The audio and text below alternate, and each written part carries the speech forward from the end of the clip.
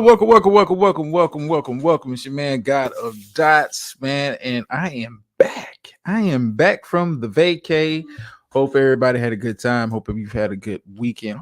Man, listen, I hope you are having a very good start to your summer. I know some people are enjoying themselves. Some people, not so much. But yeah, I am back. Very excited, very excited. Training camp has started in the NFL this week. A lot of storylines will be happening in training camp. We're going to kind of recap that a little bit as we look forward to the upcoming NFL season. The plan is currently to, kind of get the initial previews out the way and kind of do a real team by team breakdown of their off seasons, recap of the draft, my projections of the team going forward. Gator girl, what's going on? How you doing? Yeah, but yeah, that's the plan. Tonight we're going to start with the AFC. We'll be back on Thursday, back to our regular scheduled programming. We'll be breaking down the NFC and and we'll see where we kind of go from there. We'll probably do something on Friday. I want to kind of look at the Olympics from a different kind of view. Might want to do a focus on Sha'Carri Richardson, track and field, and that kind of stuff. But that's for Friday. But tonight, we're going to be focusing in, like I said, training camp has started. We're going to be focusing in on the AFC, some of the questions some of these teams have going into training camp. Hopefully, if you're a fan of these teams, you know they can solve some of these issues. Everybody's got some question marks, and we're gonna kind of discuss it. Some have more question marks and more concerns than others, and we'll kind of get into that in further detail in the future. What I want to do is kind of do AFC. I'm going to go team by team by division, kind of do a brief overview, and we'll do a more in-depth overview of the off season and what they have coming up for the upcoming season. A little bit later on, probably do something starting next week. I might just do a real detailed breakdown of each division and the teams in those division and give my projections as I always do.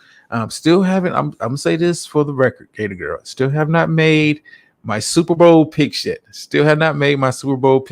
But I'm narrowing it down.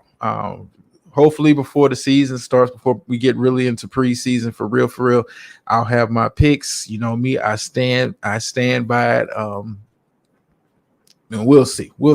As we kind of get into it, I'm going to start with the AFC East. This division, I'm just going to kind of give an overview of the division and kind of do a team by team breakdown. This year, I'm very interested in how each of these teams handle some of the transitions that they have going on. And hey, we may have a new king of the hill. Due to some changes, some movement with some of the teams in the division. We may have a new king of the hill. Like I said, every team comes to training camp with questions. Hopefully they answer those questions. If you're a fan of those teams, or if you got issues, I hope you solve them. We're going to start out with the Buffalo Bills. This is a team who I see just off face, a quick look. Looking at the team, I think the team kind of takes a step back. Some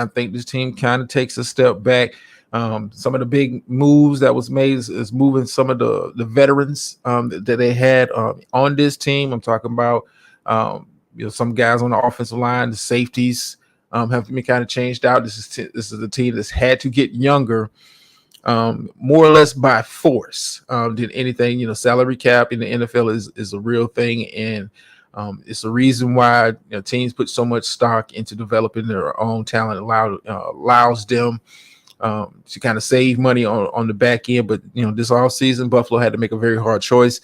The biggest question you have with Buffalo coming into training camp is who is going to end up as the number one receiver. This is a team who had a very good offense the last couple of years.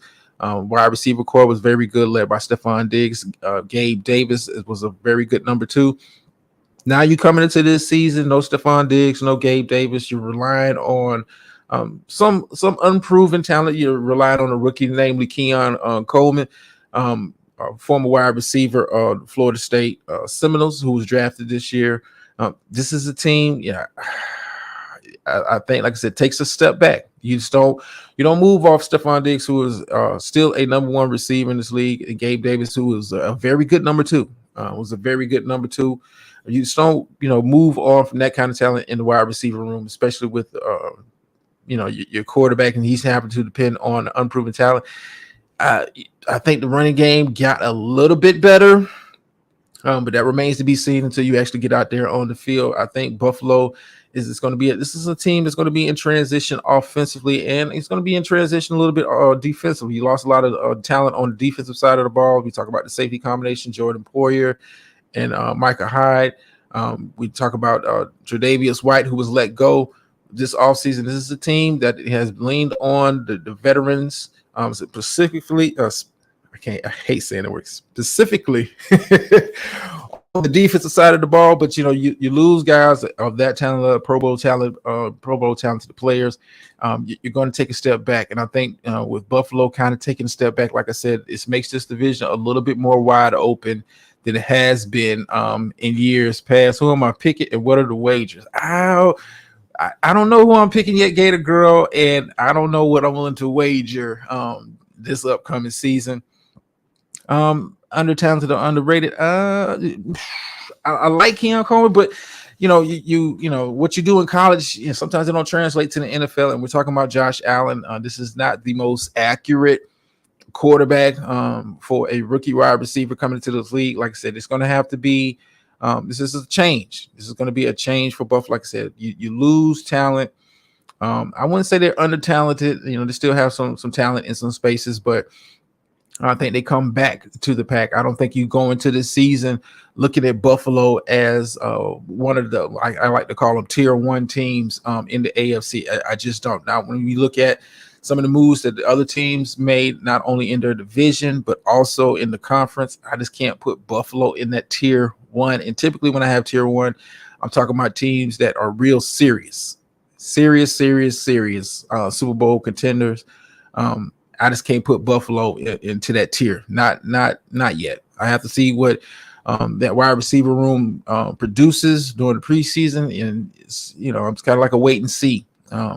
It's a lot to put on a rookie wide receiver to think he can come in and produce at the same level of Stephon Diggs.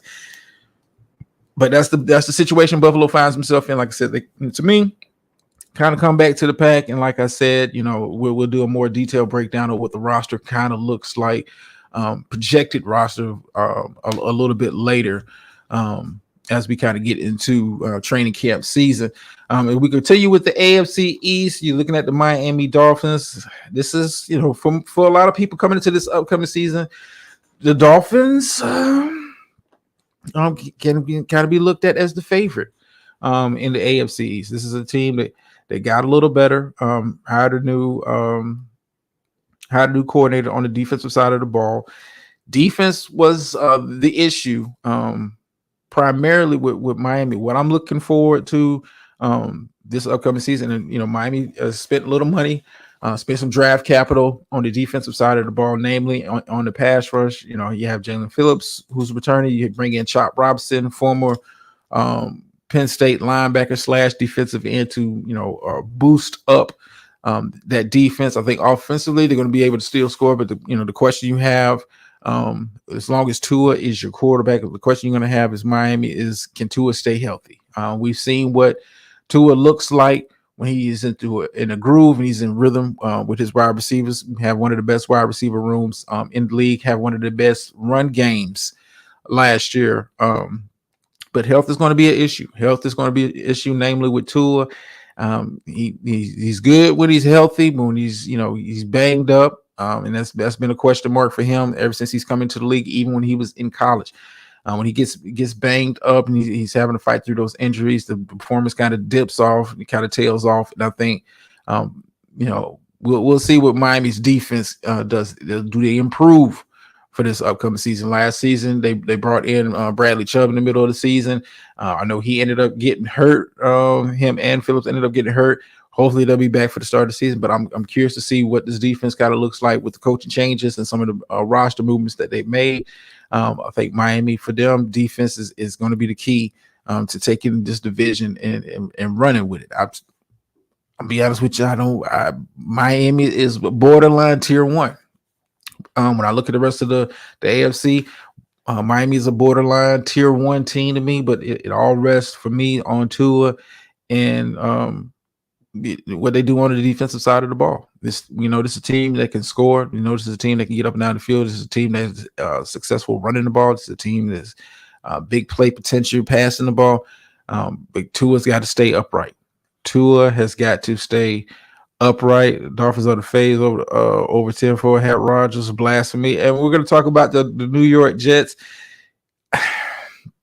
I'm not excited. When we talk about the Jets and you bringing back Aaron Rodgers, who suffered an ACL injury last year, he has some talent on the offensive side of the ball with him, namely Garrett Wilson, wide receiver, Breece Hall, but it's health. His health is going to be the thing, and they made some additions to the offensive line.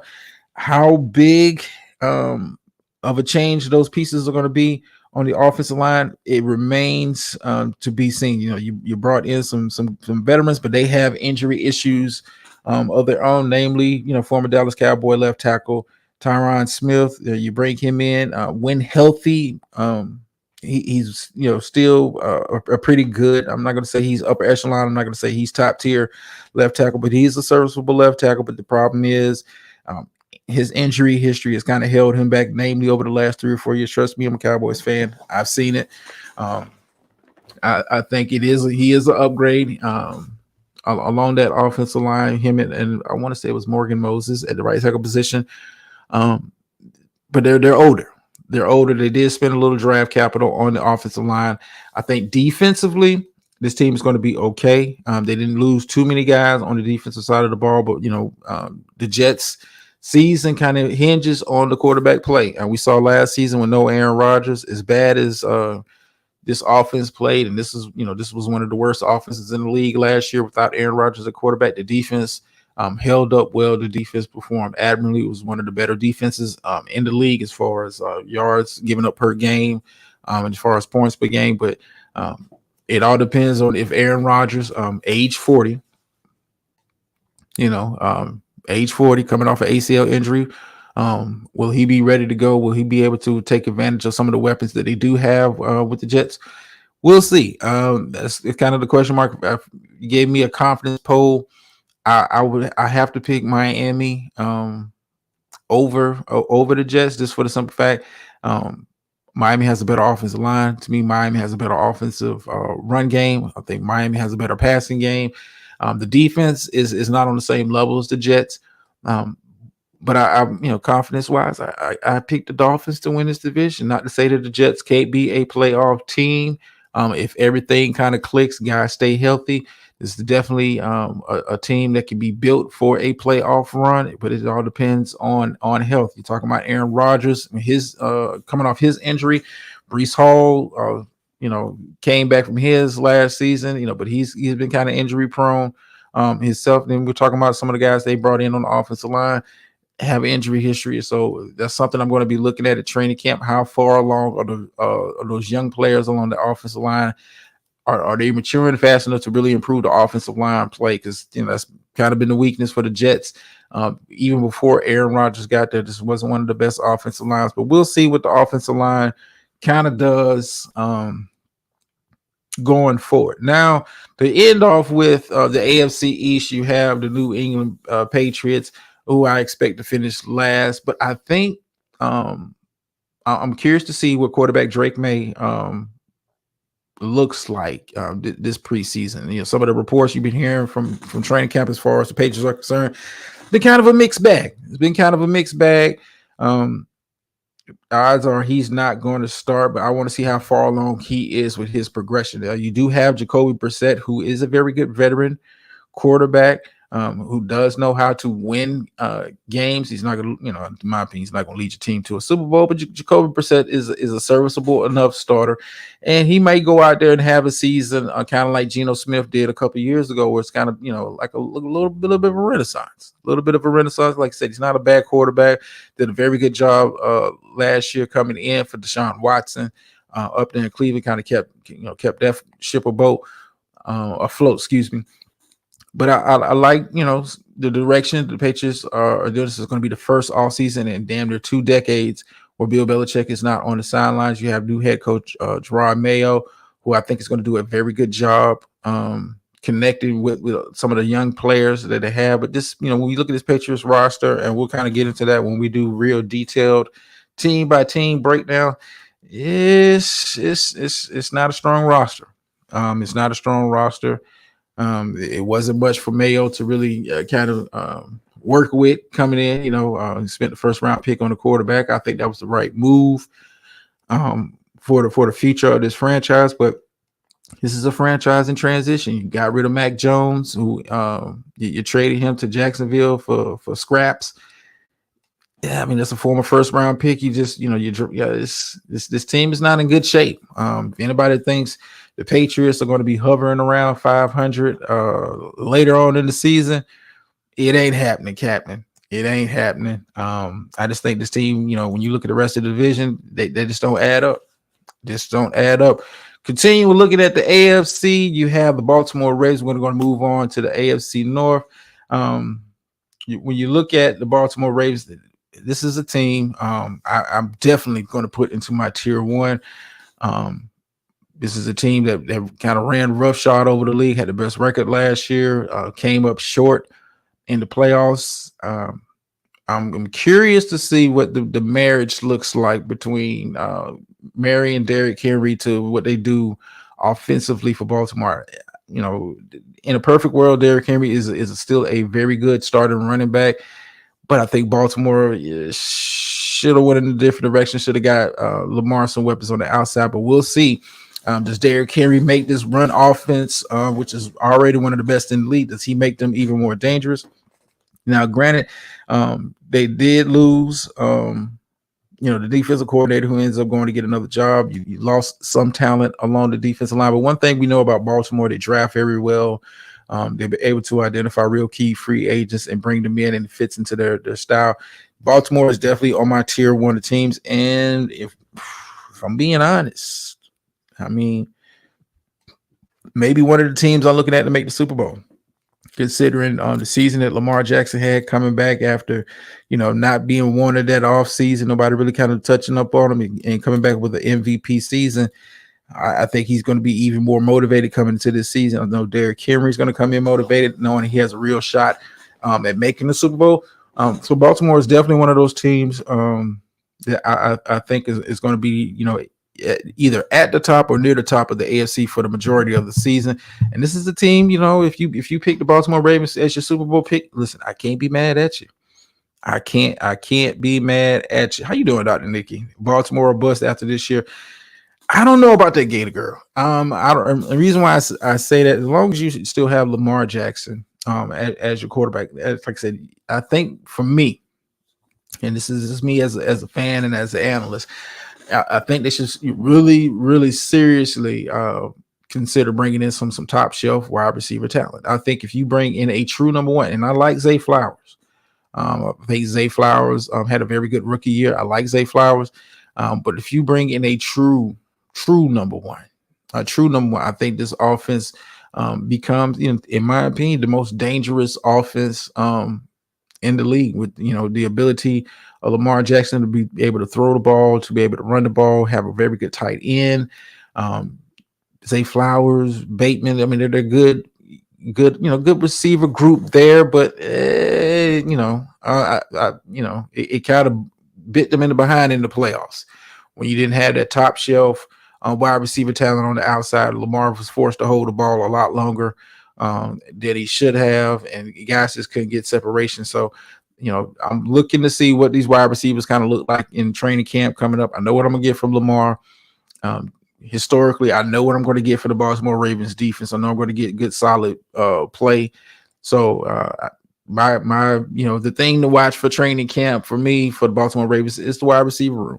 How far along are these receivers? Are they ready to take that next step? Like I said, I like Zay Flowers. I think Zay Flowers had a very good season. Is he ready to step into that role of being a true number one? We're going to see. We are going to see as we continue along with the division. You have the Cincinnati Bengals, whose season kind of, ends and begins with Joe Burrow. Can Joe Burrow, aka what they call him, Joe Cool or whatever, can he stay healthy?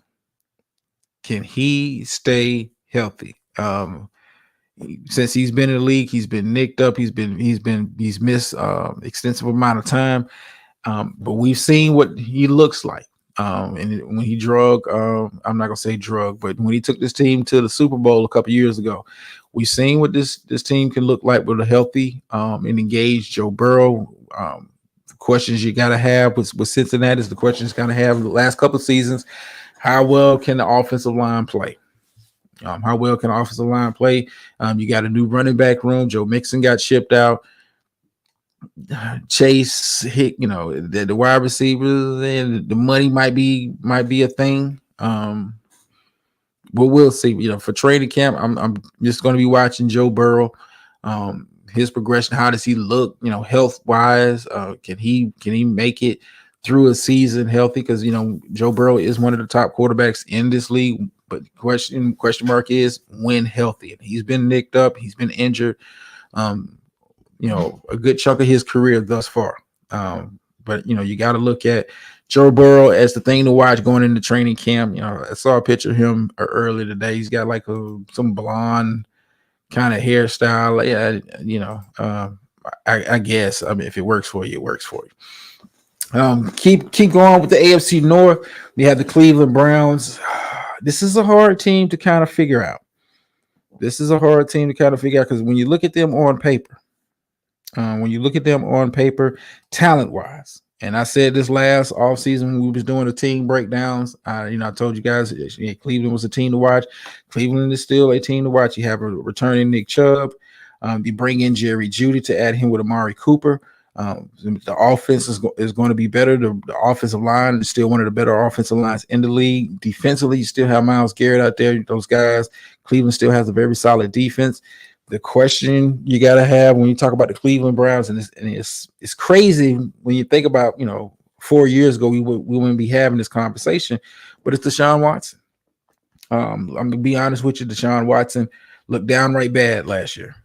Downright did not look like the quarterback he was when he was playing with the Texans. I get you coming off a layoff, man, but he looked lost in the sauce, and I refuse to believe he's going to have a similar season this upcoming season. He struggled. He struggled mightily last year. Even he was it was hard to watch Cleveland's offense with Deshaun at the helm. You had a good running game even without Nick Chubb. Still had one of the better defense, one of the elite defenses in the league, carrying this team to the playoffs. If you get Deshaun Watson back to what he was with the Texans, Cleveland, I mean, that's a big if. But if you can get that to happen, Cleveland has the roster and has the team and has the style of play that can not only make the playoffs, but make a deep run to the playoffs. And then speaking of deep runs to the playoffs, the last team in this division, I'm not going to put them on my tier one teams, but I like the moves that the Pittsburgh Steelers made, namely bringing in Russell Wilson on more or less a prove-it deal, then bringing in Justin Fields. Hopefully they keep Fields. I hope they don't try to change this dude to no running back or no wide receiver, because like I said, I'm a big Justin Fields fan. I just didn't think Chicago used him right. Hopefully in Pittsburgh, allow him to learn under a guy who has a similar style to him, namely Russell Wilson. Justin Fields can hopefully pick up his accuracy, rebuild his stock, and go on. But Pittsburgh has a very good team. You have a very good running back room. Now, you did lose Deontay Johnson, traded him away to the Carolina Panthers. So who's going to step up to be the number 2 wide receiver? That's going to be a question mark. Pittsburgh has coming into this training camp. I think George Pickens is kind of locked in as the clear number 1 receiver. Defensively, begins and ends with TJ Watt. Can he stay healthy when they need him most? Can he stay healthy? But I think Pittsburgh is a team that, that was held back by quarterback play a large chunk of the season last year. You bring in Russell Wilson. And when you look at Russell Wilson's season last year with the Denver Broncos, it wasn't bad. It wasn't a bad season. It was not a bad season stat-wise. It just looked bad with some of the low-scoring games that they had. But, Russell Wilson had a pretty good year. It wasn't, I guess to Russell Wilson's standards, MVP standards from years ago, but it was a very good season. So this division is a very hard division. You could see, I'm gonna be honest with you. You could see 3 teams come out of this division and make the playoffs. You could see three teams. I think every team in the division has enough talent. How you doing, Miss VS? Every team in this division has talent to make the playoffs and make a deep run in the playoffs just because of the style of play. All of these teams are solid defensively. Even the Bengals, not on the same level as the Ravens or the Steelers, but Bengals had a real good defense last year. Like I said, this is a division, outside of Baltimore, who I have clearly on my tier 1. I can see 3 teams coming out of this division to make the playoffs. And I think, I'm gonna give my I'm gonna give myself a yeah, I'm back and working in the matter of fact, Ms. VS, if you stick around, because I might give y'all a sneak peek of what I've been working on earlier today. I felt inspired, but I might give y'all a sneak peek. If you stick around, and if you want to see it, because I was going to debut it on Friday in the other space, but that's neither here nor there. We'll kind of get to that, but I may preview that because I had a little fun, I had me a little free time. Y'all know how I am when I get free time. I'm petty like that. But anyway, continue on with the AFC. And I know Gator Girl is probably very tuned in to what I got to say about especially her team. But you got them start with the Houston Texans, who ended up winning the division last year. I don't think anybody saw that coming, not even me. I thought this team was going to be much improved with some of the moves that they made, namely bringing in DeMeco Ryans to be the head coach. I thought CJ Stroud would have a pretty good year, but I don't think anybody expected the Texans to have the season that they have. And here's the scary part. If you are a team in this division, or if you're just a team in the AFC, they're only getting better. You have CJ Stroud, rookie of the year, who I think is going to have a similar season, if not a better season this upcoming year. But you bring in Stephon Diggs, a clear number 1. And here's this is the scary part about the Texans. You have Nico Collins, who for a lot of teams could be a number 1 receiver. So you got 2 guys who legit demand attention. Then you have a receiver like Tank Dell working in the slot, who was having a very good rookie season till he got hurt. When you look at the Texans bringing in Danielle Hunter, they're going to get better.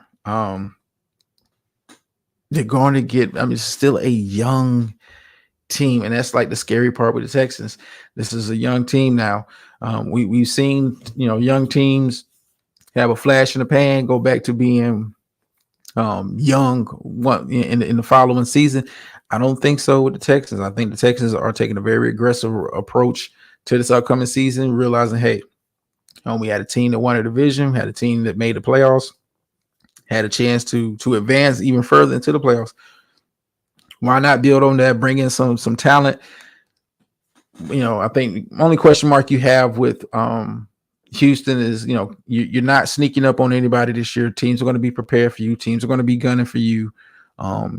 You're not going to be a surprise team. Can you handle the pressure of being, in my opinion, the favorite to win the division and one of those teams to watch for in the AFC? I don't have the Texans on my tier 1, but they're clearly for me on my tier 2. They're clearly Texas are going to underachieve. That's a possibility. That's a possibility. Like I said, this season you're not going to be able to sneak up on anybody. Everybody sees you coming. I don't think anybody had the Texans winning the division last year. And if the team I'm about to talk about next is taking care of business like they were supposed to, we wouldn't even be having this discussion. I'm namely talking about the Jacksonville Jaguars, who just gave Trevor Lawrence, the largest contract for a quarterback. So for me, expectations are going to be up in regards to Trevor Lawrence. Can you take that next step? I think, Trevor Lawrence is a good, I use quotation, good quarterback. But he's going to have to put it together you want to get into that upper echelon of teams in the AFC. You're going to have to step up. You're going to have to step up. And the way the team kind of falls to, I know injuries played a large role in that, but this was one of this for a point of the season, this team was in the fight for the best record in the AFC, and just fell off a goddamn cliff. You do lose Calvin Ridley, but you bring in Gabe Davis, who I think was a very good number 2 option, and then you bring in the speedster Brian Thomas. So we'll see. You kind of rebuild your wide receiver room a little bit, but I think all the pressure for this upcoming season, and I'm gonna be watching this through training camp. Trevor Lawrence, you got your money, you got paid like like your Elway. once they get that news, they come on, get it, girl. I'm not a hater. I'm not a hater. I just, for my money, Trevor Lawrence is, with expectations being what they were, and I'm just basing it off of expectations. You was expected to, I don't think anybody looked at, Joe Burrow being rated higher than Trevor Lawrence coming out of college. But, Trevor Lawrence was supposed to be the guy. It's supposed to be the next Elway. And it's just not really kind of put it together for a full season to where, we were having that discussion of him being the best quarterback in the AFC. Like, hell, I can make an argument he's not the best quarterback in his division. I'm just saying. I'm just saying I can make an argument. He's not the best quarterback based on production last year. He's not the best quarterback in this division, but I'm curious to see what he's going to look like this upcoming season. Speaking of quarterbacks, Anthony Richardson, we're talking about the Indianapolis Colts, coming off of an injury. This team, fell short of the playoffs. Was a very competitive team, even without Anthony Richardson being in there. I wonder what he's going to look like with a full training camp. See if he comes back from injury.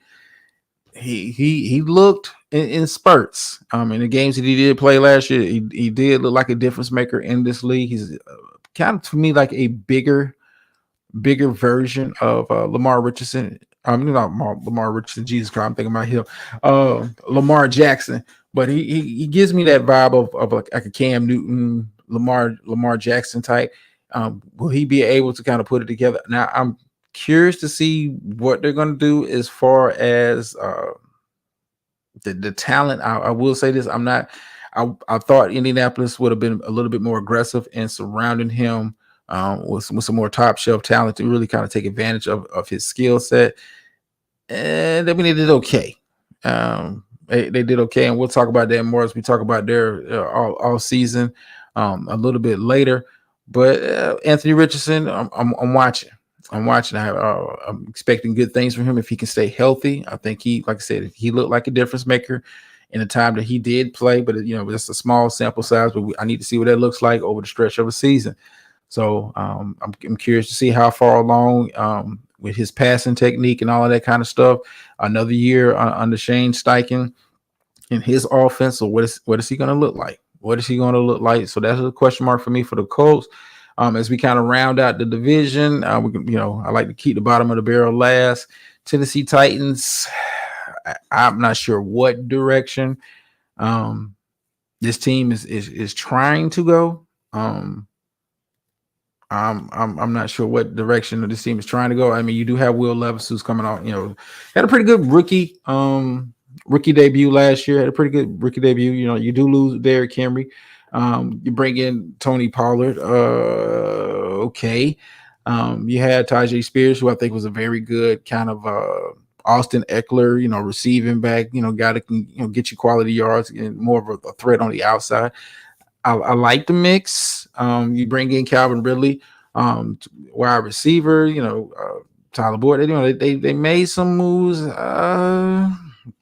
but it's kind of like, it's kind of like show and prove. Like, how does this team kind of put it together? You bring in a new head coach. What is his philosophy going to be? What is his coaching style going to be? Does it mesh with the talent that they've brought in? Like I said, they made some additions to to the offensive line. Defense has been kind of so-so. I'll be honest with you, defense has been kind of so-so for Tennessee. So I'm curious to see what this team kind of looks like. It's kind of hard to put a finger on an identity for Tennessee for this upcoming season. You know, when Derrick Henry leaves the room, are you still going to be a smash mouth team? Is the new head coach going to be a guy that's going to throw the ball around? I mean, you do got guys that, you know, are receiving threats out of the backfield. You bring in Calvin Ridley, who had a pretty good year with Jacksonville last year, but it's kind of hard to get a read on Tennessee right now. It's kind of hard to get a read on Tennessee, but we'll be watching. We'll be watching this offseason. And we move on to, where's my next list? To the AFC West. Kansas City are clearly tier 1 team. About the only thing I'm going to be really watching for is what does this team look like in the receiver room? You bring in Hollywood Brown, you draft Xavier Worthy, fast 40 time. You give Patrick Mahomes more weapons on the outside, but I think the best receiver they had last year, he may not even play for a good chunk of the season. I'm talking about Rashee Rice, who I expect at some point to receive a very healthy suspension for some of his off the field activities this off season. So they kind of changes things. Kind of changes things. You know, Kansas City. You do lose L'Jarius Sneed, so does the defense take a step back? Because the defense was a big reason why they ended up in the Super Bowl. Played very well, but when you start losing talent on that side of the ball, are you able to replace that talent? L'Jarius Sneed was a very good cover corner, a clear number 1 cover corner. You lose him. Can you replace his production on the outside? Can you replace his quality play? I don't know, but Kansas City is clearly, to me, tier 1 team, defending Super Bowl champions. By default, they're a tier 1 team to me. But when you have Patrick Mahomes, who is a generational talent, make no mistake about it. When you have a Patrick Mahomes at quarterback, you have Andy Reid still running the show there.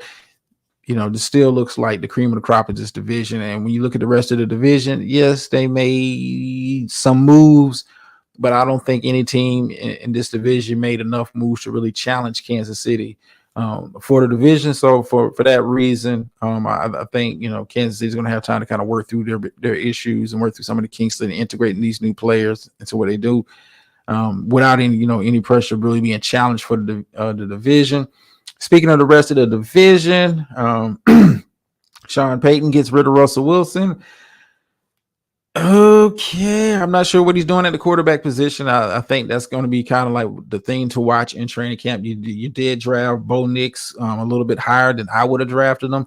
You bring in Zach Wilson from the Jets, who was a former number 2 overall pick. You have Jarrett Stidham. For whatever reason, teams seem to be high on him. And I don't understand why. I think quarterback is clearly the thing to watch in training camp with the Denver Broncos. How long is it going to take for Bo Nix to really assume command of this offense? And when you look at the competition, we're talking about Jarrett Stidham, Zach Wilson with the season that he had with the Jets last year. Bo Nix may be starting week 1. And for a lot of teams starting a rookie quarterback, week 1 it can be a scary thought. Bo Nix may end up having a CJ Stroud season, but you never know. Historically, you really don't see rookie quarterbacks taking off like that. They kind of struggle in their first year or two until they get it. But quarterback competition is clearly on the table there in Denver. So that's going to be the biggest thing to watch in training camp coming up. Moving on with the rest of the division, you have the Raiders, who I think, to me, will be battling for second place in the division with the Chargers. I like the fact that they, gave Antonio Pierce the job. I think he did a very good job last year. You bring in new coordinators. I'm not sure what you're doing at the quarterback position. I thought they should have drafted one. I think they should have jumped up and got Michael Penix. I think he'd have been the right fit for this offense going forward. But Yeah, you do have Aiden O'Connell, who didn't look bad. Who didn't look bad last year. And you bring in Gardner Minshew, who didn't look bad, starting for the Colts last year in the place of Anthony Richardson. I think the offense is going to be kind of the thing to watch this offseason. Who ends up getting the job? Does Aiden Connell hold on to it? Does Gardner Minshew beat him out for it? I think defensively, this team made enough moves on the defensive side of the ball, and this was one of the more underrated defenses last year. You bring in a guy like Christian Wilkins, former defensive tackle for the Miami Dolphins, more of a pass rushing defensive tackle. Look good last year. Made Pro Bowl for the Dolphins. I think defensively the Raiders are going to be fine. One of the more underrated, and people weren't really paying attention to the Raiders defense, but they had a very good defense last year. I want to say held opponents to a league low 16 points per game. So they had a very good defense last year. I think quarterback is going to be the thing to watch. Does Aiden O'Connell keep the job? Like I said, he looked good in spots last year. Same thing with Gardner Minshew. I don't think they have the long-term answer at quarterback on the roster right now. And for that reason, I kind of have them comfortably fighting for the number 2 spot in the division. The team they're going to be fighting for that number 2 spot in the division is the Chargers. They bring in Jim Harbaugh to be the head coach, but you stripped the offense down. You lose your top 2 wide receivers, you lose your top running back, you lose your top tight end. What are you working with? What are you trying to do out there in Charger land? I'm not sure. I'm curious to see what this offense looks like under Jim Harbaugh with them losing the amount of talent.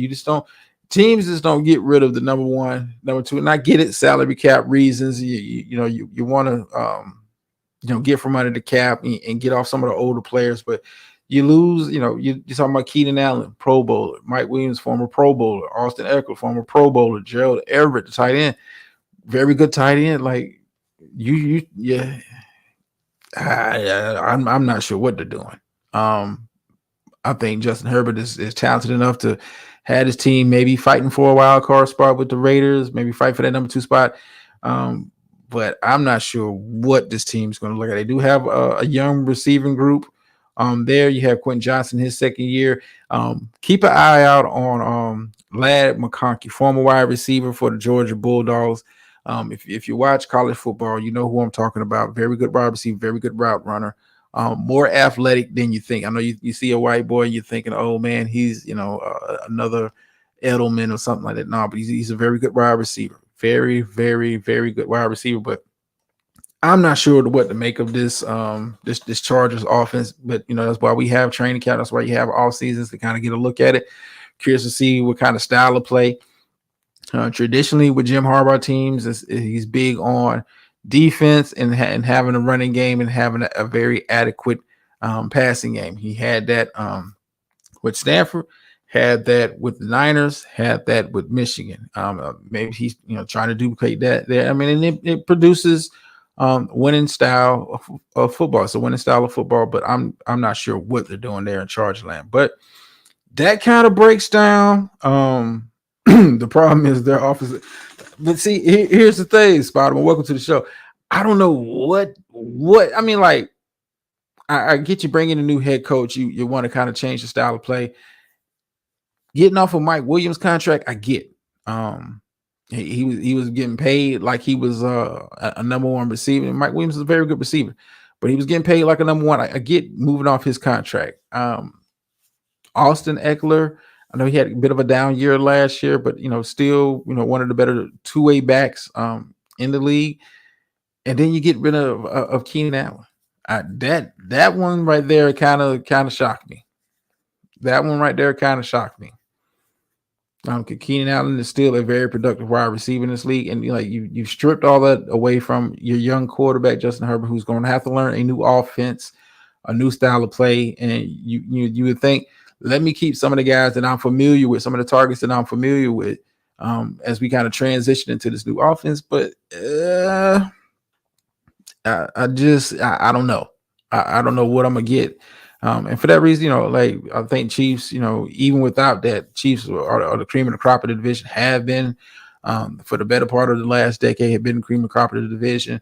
Patrick Mahomes is still the most talented quarterback in the division. Andy Reid is still the best coach in this division. The questions that they have, I think they'll be able to, and they have a history of being able to work out those problems, work around those problems, more so than everybody else. But I think, the Raiders could be a team to be fighting for a wild card position. They had a very good defense last year and improved the defense. I'm just curious to see what who's going to be the starting quarterback week 1. Will it be O'Connell or will it be Gardner Minshew? And that's going to kind of tell me what direction, they're trying to go, because they're not similar quarterbacks. They're not similar quarterbacks at all. To me, I think O'Connell passes the ball better than Minshew. Not Minshew is bad, but I think Minshew offers a little bit more as far as the play action, being able to move around, that kind of stuff. But we'll see. We shall see. I'm very, we'll be back, kind of get a bit of housekeeping. I've been running my mouth this long. We'll be back on Thursday, same bat time, same bat channel, breaking down the NFC. Some of my observations going into this first week of training camp may surprise you. In particular, when it comes to my team, so you're going to stay tuned for that. Maybe doing a show on Friday over here, in regards to the upcoming Olympics. Look at some of that, and I've been watching a couple of the Dream Team games while I was on vacay, and I'm not overly. I'm confident that they're going to win the gold, but I'm not overly confident. I think the rest of the world is just about caught up to the Americans. Now, I will kind of lead at that. We might do the show on Friday, might not, but anyway, take satellites, Miss VS, because you are a supporter of the space, of the corporate space and the other space. Now, I said this a little bit earlier in the show. I do have a little project that I've been working on. I wouldn't say working on it. It took me about 30 minutes to kind of put together once I had the idea formulated in my head how I wanted to put it together. Do you want a preview, or do you want to wait till Friday to be surprised with everyone else? I'm gonna ask my 4-5 in the chat. Do y'all want to see what I worked on?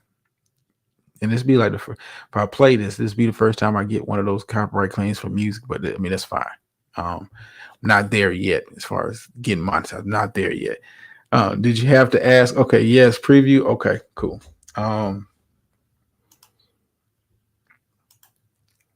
Nobody else. Well, only one other person has seen this. What I do with it? Okay, here we go.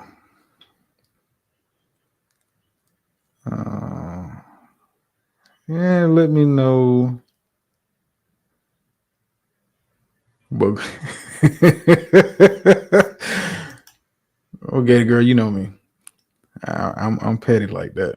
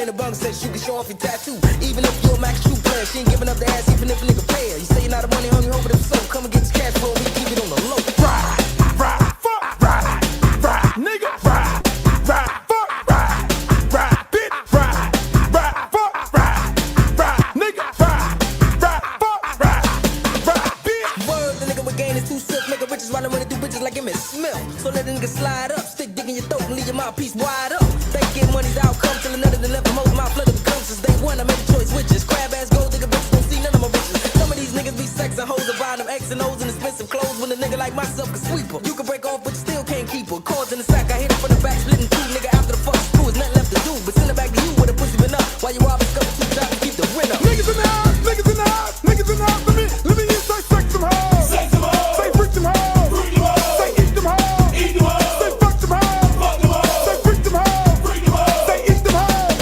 Put your hands up high, your ass down low, now drop that pussy to the floor.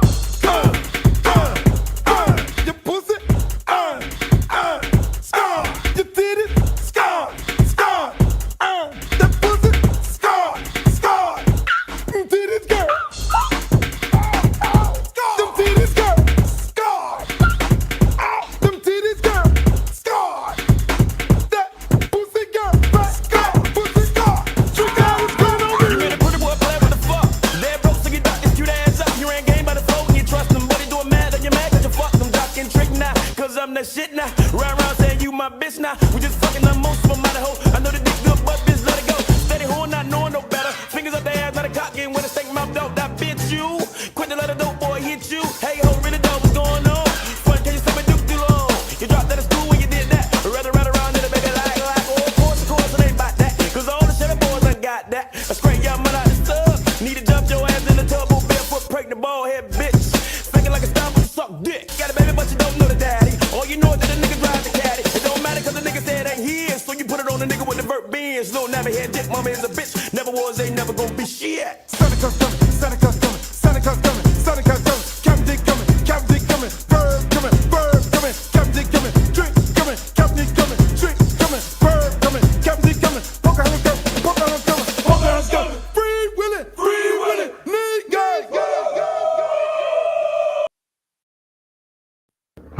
What y'all think? I like to add, I might go back and edit it because I wasn't thinking about Kathy Bates, but that might fit. I might have to go back and edit it. I'll see. I'll let the spirit move that with trash.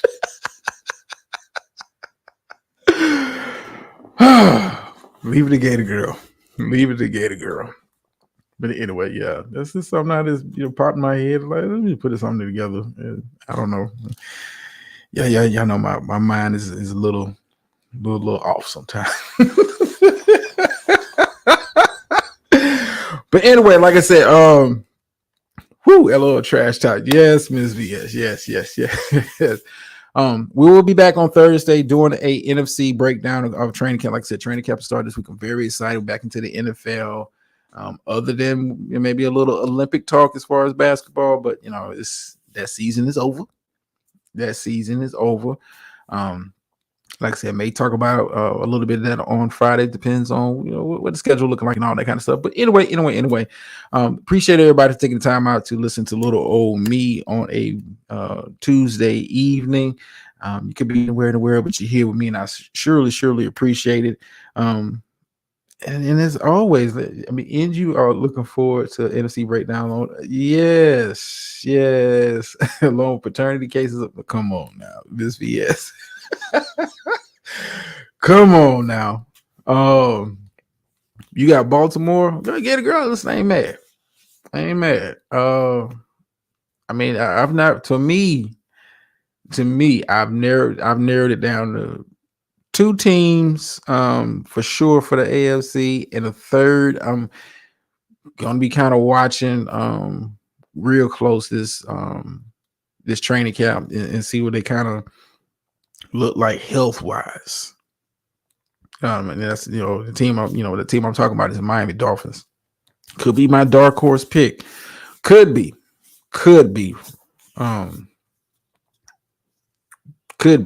Could be, but we'll see. End y'all off with the phrase that pays around here. I've been up here running my damn mouth. Sometimes you win. Sometimes you let me stop here. Let me stop here because I wanted to say this, for this show. Hey man, enjoy. Listen, I don't know how many times I got to say this, man. Enjoy, your time away from here.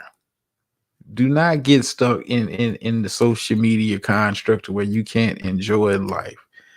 And I plan on doing that more and more as we got to go through here. I got a trip planned for September. So brother trying to stay on somebody's island, somebody's beach in some other country. But enjoy life, man. Enjoy life. Take a break.